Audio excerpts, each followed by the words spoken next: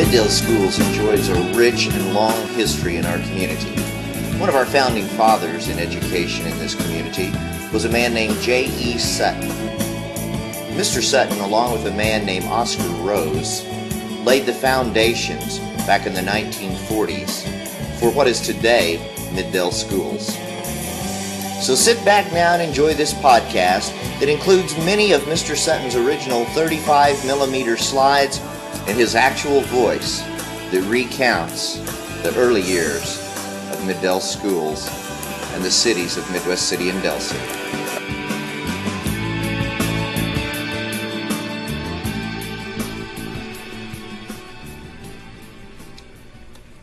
I am J.E. Sutton. Since I have been with the Middale Schools since its beginning, I am recording this tape for future reference. The date is May 20, 1982. Please take time to listen to this short history of the Midwest City, Del City schools and the history of the two cities. Having been an educator in the Midwest City, Del City area since its beginning, I've always been aware of the dire need to offer our youth an educational program which promotes the democratic dream, a program which speaks to freedom and the rights of every individual, but accompanied with responsibility and the intense desire to make the dream possible. This was our objective when the city and our school system were created. We're proud of this dream because it has become a reality. The city of Midwest City was built on the anticipation of thousands of employees who were to be the builders of aircraft at the Douglas Aircraft Plant, which is now a part of Tinker and known as Building 3001, and the Air Force personnel which would soon be arriving at Tinker. It was a planned city with W.P. Bill Atkinson, its founder. He and 14 other builders dared to dream that a city could be built, and they set about to do just that. Here is Mr. Atkinson conversing with Lieutenant Colonel W.R. Turnbull, base commander of Tinker Field in 1942. Certainly with these skilled workers and military personnel came families and literally hundreds of children. Homes and duplexes, apartments and business locations were occupied as soon as they were completed.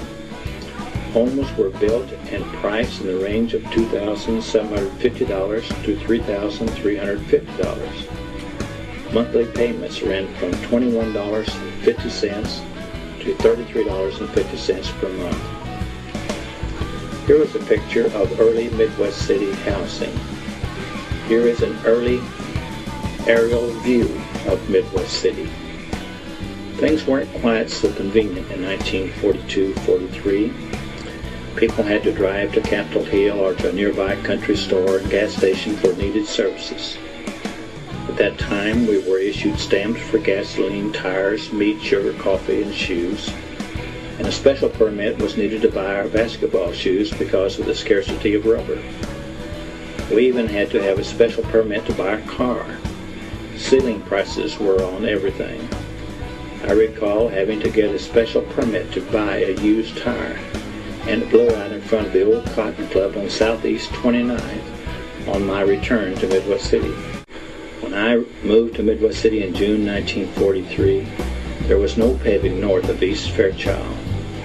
We have literally seen two cities grow from nothing, along with this great school system. Small churches were doubled in size, and many new churches were established in the schoolrooms as parents sought to continue their children's religious training.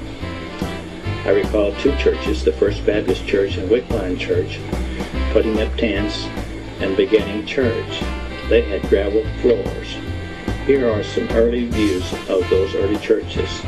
This is the Wickline Methodist Church in a tent. This is the original permanent Wickline Methodist Church. This was the First Baptist Church of Midwest City. And this is the First Christian Church of Midwest City. Many churches and organizations had their beginning in the public schools and therefore established a feeling which remains to this day that the schools were to serve the community. One spring night, a storm hit our hutments.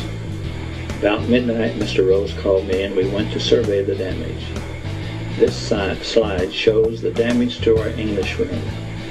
The storm had moved our buildings to a 45-degree angle, and the wind had completely demolished that English room. We left the buildings where they were, put new foundations under them, ran new gas lines, and began again without loss of school time. At the same time, we saw developing in the background our new home, which was completed in April 1944. This slide shows the building foundation being laid. This building is located where Jarman Junior High is now and will house a nursery school, an elementary school, and both the junior and senior high schools. Here is the first graduating class, which consisted of 14 students graduating in 1944. In the spring of 1945, a plane crashed just north of the school of what is now Rosefield. This plane tilted its wing in order to miss the smokestack on the building. There were several Tinker employees who lost their lives in this crash, but many were saved by the efforts of students who, in the face of danger, dragged several from the burning plane. One of the highlights that must not be overlooked in the history of our school is the post school. This school was actually on Tinker Field at the main gate entrance from 1948 to 1951. It was located on the left side in this slide. Del City, like Midwest City, was founded by a man who dared to dream, Mr. George Epperly. In 1946, Mr. Epperly viewed a 160-acre wheat farm at the intersection of Southeast 29th and Sunny Lane. He thought about houses, businesses, schools, churches, streets, and parks, and purchased the 160 acres. This man had both the dream and the determination to build a planned city with houses in the price range where any person could be a homeowner. This was his objective. In fact, he had a sign in his office window which said, "Money spent where rent has went." He purchased the 160 acres and built his first of 50 houses on Southeast 26th Street in the 4500 block. The first house built was for his brother, D.C., at 4508 Southeast 26th Street. The town was incorporated on October 9, 1948. Del City was named for Mr. Epperly's daughter, Delphine, nicknamed Dale since her early childhood. These slides show some early Del City housing. His Del City Apartments achieved second place in the regional contest for apartment projects, and the Del City Shopping Center won second place in the region in its class. The Del City Apartments later became the Del Motel. Today, it is owned by the First Southern Baptist Church and is partially demolished. With houses selling so rapidly, there was a need for a place to shop. The first businesses, the Jones Boys Grocery and Beeman Drug, were built in 1947 at Southeast 28th and Epperly. Soon other businesses were built and were occupied by George Epperly's office, Marjorie's Beauty Shop, Dr. Casper and Dr. Edwards' office. Jim Lett opened his drugstore at 4008 Southeast 15th Street in 1949. And I believe Dr. Casper and Marjorie's are the oldest tenants in Del City. With the growth of both Midwest City and Del City, there came a need for additional schools. Children living in Del City were transported to the Center School, East Side School, and West Side School, which were built in 1946 and occupied in 47. Del Elementary was constructed from Army barracks in 1947 and occupied in 1948. This is an early construction view of Del Elementary. This building has been replaced with a lovely new structure. Del City continued to grow. Economy homes were built in the price range of $6,500 and $7,500. Here is an aerial view of early Del City. A highlight of which Mr. Epperly was most proud was when he got a charter from for the Del State Bank in 1959. This is a unique building in that it was originally the First Southern Baptist Church, then Rose Restaurant, converted to the bank, and now the city offices after the bank moved into its new high-rise on Southeast 29th Street. Both cities continued to grow until we became the 5th largest school district in Oklahoma. and with the growth of elementary schools, it was decided to build 2 secondary schools, Midwest City Junior High and Del City Junior High. These later became Midwest City High and Del City High. In 1951, Del City Secondary Schools had its first junior high with Mr. H.S. Emerson, the principal. This slide shows the junior high building, which later became Del City High. As a freshman finished junior high in the spring, they became the first graduates of Del City High School in 1955. The problem of housing and financing have been so great in this district that one could hardly comprehend its magnitude. Part of this great history was destroyed in the spring of 1954 when a fire destroyed the original 4-room Sooner School. And here's a picture of that Sooner fire. And again in February 1965, a fire destroyed the original building built in 1944 at the Jarman site. Here is Mr. Rose standing looking at that burned building. These sad times will be long remembered. Much history, part of our lives, and many great memories went up in smoke.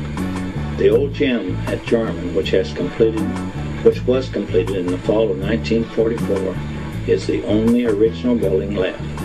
Jarman and Sooner were rebuilt after the fires. Another traumatic experience occurred when we were told that the Glenwood area would have to be made a greenbelt area, or there would be a reduction in activities at Tinkerfield. A countywide election was held to purchase houses in this area, and Glenwood School closed its doors for school for the last time at the close of the 72-73 school year. Many tears were shed, heartaches were many, friends and loved ones separated, but once again, the people responded to do that which must be done. Many school districts, including Sooner School, Soldier Creek, Barnes, Meshack, Harmony, formed the Middale Schools. Part of Crooked Oak, Crutchow, Swartz, and finally Pleasant Hill have been annexed to this district, making its total area in excess of 55 square miles.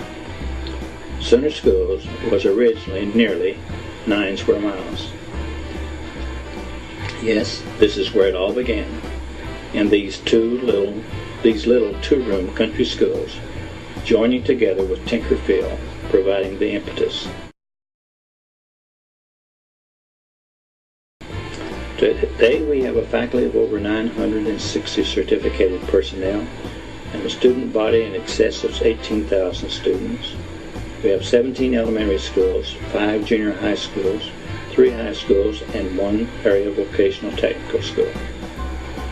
I am the only original faculty member remaining in the Midwest City Del City school system. I have completed 39 years in this system with 46 total years of experience. All of these years, except 4, have been in the field of administration. During all of these years of growth, there has developed a spirit of real caring, a school that cares for its students, its employees, and its patrons. A great heritage has been passed down to all of us. I think now of the togetherness, the barred bus, the barred books and stoves, the cold, the crowding, and the mud. I am reminded of the patrons who shared their lives and time with us willingly.